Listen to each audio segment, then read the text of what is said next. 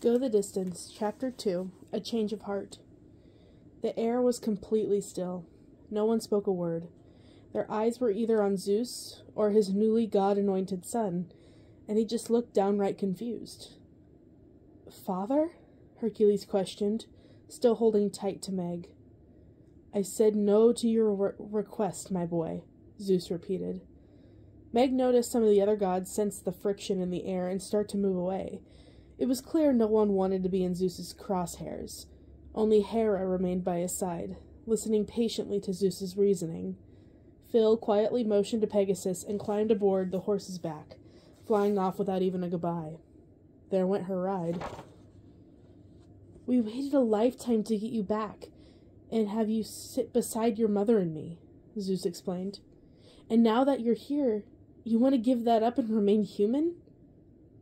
"No, but I want to be with Meg," Hercules said, running a hand through his wavy locks as he did whenever he got nervous. "If I can't go back, can she remain here?" "No," Zeus said again, laughter escaping his lips. "Mount Olympus is no place for mortals." He said the word mortals as if they were scum of the earth. We're the ones who praise the gods, make sacrifices, and do their bidding, and we're not worthy of their company, Meg thought, feeling suddenly defensive even though she had had a similar thought just moments earlier. "Zeus," Hera started, but he blazed forward. "Son, when you visited my temple, I was so thankful to know you were alive and well." He grabbed Hera's hand and smiled. "Your mother and I have always hoped and prayed that you were out there somewhere and we'd find you someday. Instead, you found us." Meg's eyes flickered to Demeter's. Her face was blank, but Meg felt her skin prickle. "He's lying," she thought. "That is why I sent you on a quest to become a hero," Zeus continued. "We wanted you to become a god again, and you did all we asked and more to make that happen. You fought every beast sent your way and won. You have proven yourself to be a selfless and a fighter. You deserve to be a god again, child, and gods, as you know, belong here. You spent your time on Earth with the mortals, and I'm glad you enjoyed spending time with this one." Zeus's eyes flickered to Meg before he looked away dismissively. "But now your place is here with us." Hercules let go of Meg. "But father," her body went cold. "I'm glad you enjoyed spending time with this one." Was Zeus serious?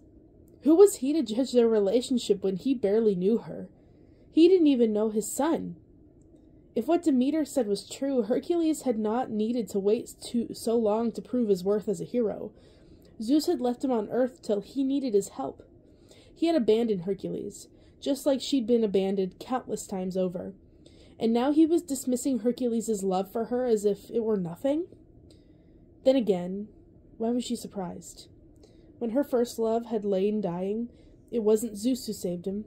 It was Hades. Meg felt a flash of anger.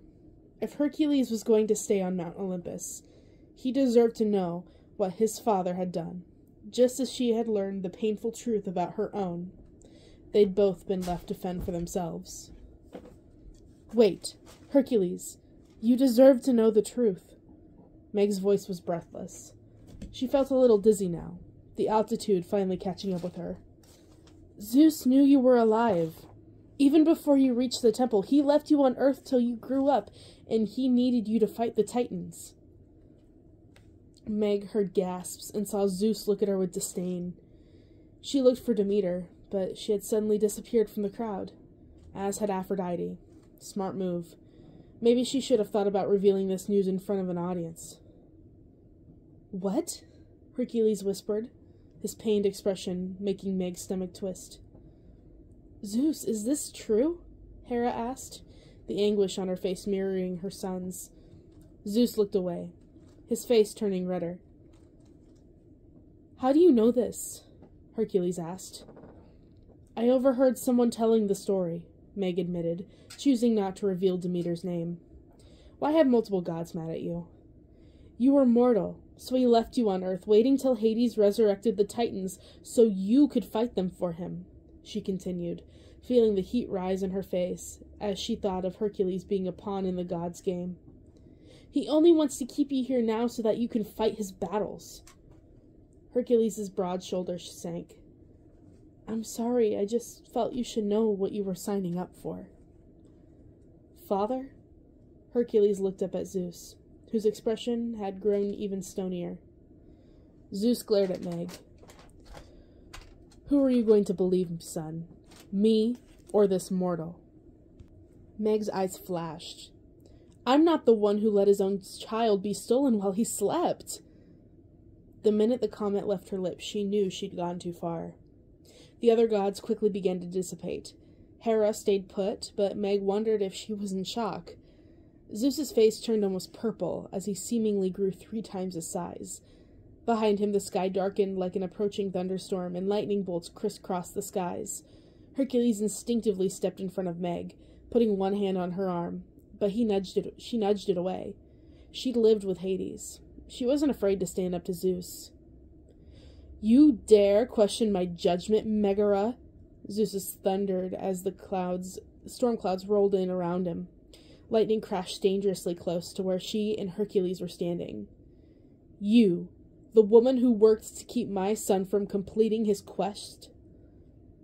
On second thought, maybe she should be a little afraid of Zeus, especially now that she realized he was well aware of what she had done.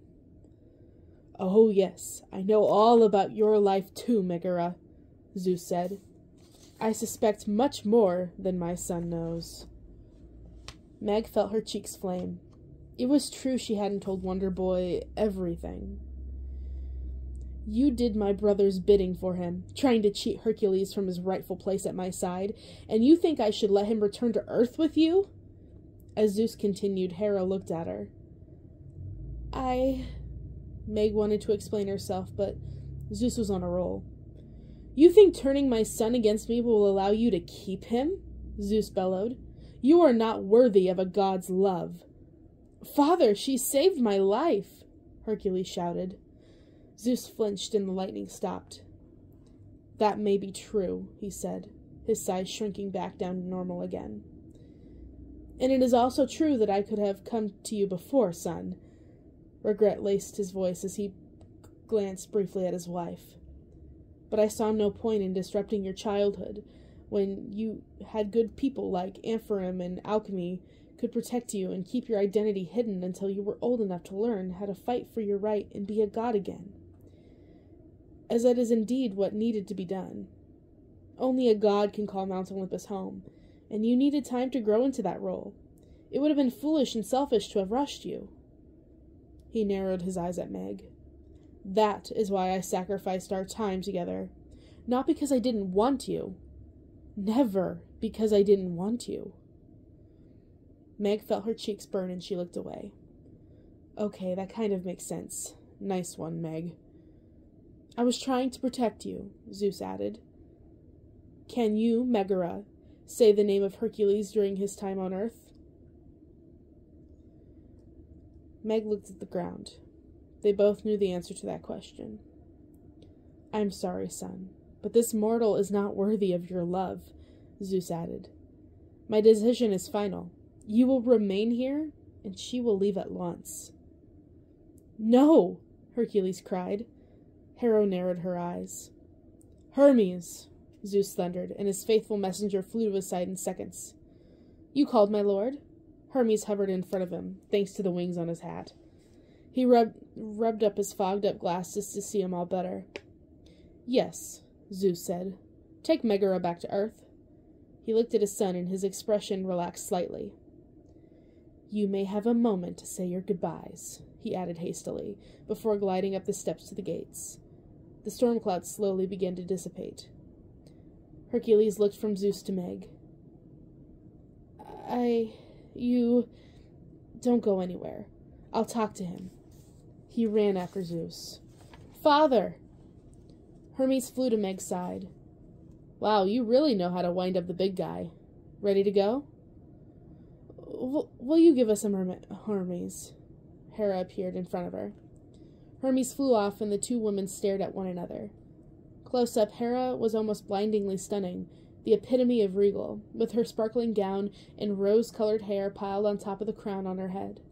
Small gold rings held up the draped sleeves of her dress, which ruffled in the light wind. Unlike Zeus, she bore an open, almost curious expression as she peered at the mortal before her. She held out an arm. "I think we should talk," the god said simply. Meg took a deep breath. "Look, about what I said before, I will deal with Zeus later. That's not what I want to talk to you about. I want to know why you felt the need to tell my son about his father. Were you hoping to gain favor with him?" "No, I just thought he deserved to know." "Because," Hera prodded. "Because no one should live with a lie," Meg said. "And?" Hera was clearly fishing for something. Meg thought for a moment. "And I owe him. He changed my life." Hera drew closer. Now that she was getting used to the light emanating from the god, she realized Hercules had her wide eyes. Yes, Zeus also had the same magnetic blue shade, but there was a kindness in Hera's, and Hercules's that simply put her at ease. "And how did he do that?" Meg closed her eyes and thought about Wonder Boy again. She pictured their rendezvous in a scheduled meadow, a secluded meadow, a surprise picnic at the water's edge. These moments were some of the happiest she'd had in a long time. He had literally saved her body from the river Styx, her soul from Hades. But it was more than that. When they were together, she felt as weightless as the clouds beneath her. What she knew for sure was that she was content, and when she was by his side, like a piece of a puzzle that slid into place. But could she say all this to a newly found mother? No way. Best to keep it simple. "He gave my life back. A girl doesn't forget that." Hera tapped her chin and looked thoughtful. "I see. Is that the only reason you wish for my son to return to Earth with you?" Meg opened her mouth and closed it again. "I assume you do want him to return to Earth, don't you? You didn't protest when he suggested it." A small smile played on her pink lips. Meg looked back at Hercules, who appeared to be talking with his hands, winding them up as if he were about to throw a discus. "Of course I'd like to spend more time with him. But if he's happy here..." She felt the lump form in her throat and couldn't believe this was happening. She would not cry while talking to Hera. "I want him to be happy. He deserves that." Hera nodded. "And do you deserve to be happy, Megara? I suspect you make him happy, and if he stays here and you go back there, I don't think either of you will be." She looked up at her son and husband still arguing. "No, this arrangement of my husband's clearly won't work. We need to come up with a different plan." Was the god of marriage and birth offering her an olive branch? Meg took a deep breath and tried to keep her words in check for a change while she deferred to Hera. "What do you suggest?" Hera continued to look at her. "That depends. Are you in love with my son?" "Love?" Meg took a step back. She immediately thought back to something she'd said to Hercules as she lay dying back in Thebes. People do crazy things when they're in love. Was that what this was? Love? Was she in love with a god? No. Yes. Possibly. How did one know for sure? Her track record when it came to love was tarnished at best, and she and Wonder Boy hadn't known each other very long. Of course, they had grown close, but in the moment she had uttered those words, she thought it was the end of the road. Her experience with love up until then has been messy and painful. She had sensed things could have been different with Hercules if given the chance. But "if" was the key word. She had no clue what she would do next when she stepped off this cloud, and even less of a clue if her world didn't include Wonder Boy. Was Hera giving her a chance to change her fate again? Meg looked at the god. If saying she was in love would give her and Hercules time to figure their story out, what was the harm in saying it? "Of course," Meg said firmly. Hera clasped her hands together and smiled. "Wonderful. Then there is only one choice. You, Megara, need to become a god." Meg wasn't sure she had heard Hera correctly. I'm sorry, what? You need to become a god, Hera repeated, as if it were as simple as buying figs at the local market. It's the only logical answer to this predicament. Megara's eyes narrowed. Gods didn't just offer the gift of immortality without reason. People prayed for such an honor all the time. But other than Hercules, who was born a god and lost his status when he was kidnapped, she could count on her fingers the number of gods she knew of who started out as mortals. Psyche, Theon, Ariadne, Dionysus counted since he supposedly had a mortal mother, but Zeus was his father. She had done nothing to help the gods like they had. All she'd done was anger Zeus. She looked up again at Wonder Boy, still pleading with the father, who seemed as angry as ever. And Zeus would be okay with this? Hera waved her hand dismissively. Let me worry about my husband. Are you interested in what I have to say or not? We don't have much time. Meg still couldn't believe what she was hearing. What do I have to do? Let me guess. Save a pair of kids trapped in a chasm? Oh, wait. Hercules already did that when Hades set him up to fail. Hera's smile faded. Do you think I'm trying to deceive you? Okay, maybe she'd overstepped again. A rumble of thunder in the distance made Meg choose her next words carefully. Where I come from, offers like this aren't thrown around so easily. You'll have to excuse me for wondering what the catch is. Hera's smile returned. I like your spirit. And you clearly care about one another. My son wouldn't ask to give up all of this if that weren't not true. She stared at Meg. I have a feeling you two would make such a strong match, and that power is rare indeed. Something that, in turn, could help the world. What good is one miserable god when there could be two extraordinary ones? That is why I want to help you. I assure you, this offer is no trickery. If you can prove yourself worthy, I can see it that you are given the gift of immortality. There are special circumstances where mortals can become gods, and if that were to happen, then the two of you could be together. Her eyes flashed mischievously, whether Zeus likes it or not. Meg was speechless. Hera wasn't joking. The god was offering her something that she could never even dream of becoming. It took her a moment to catch her breath. A god? Meg repeated. A god, Hera said again. If you can prove your worth.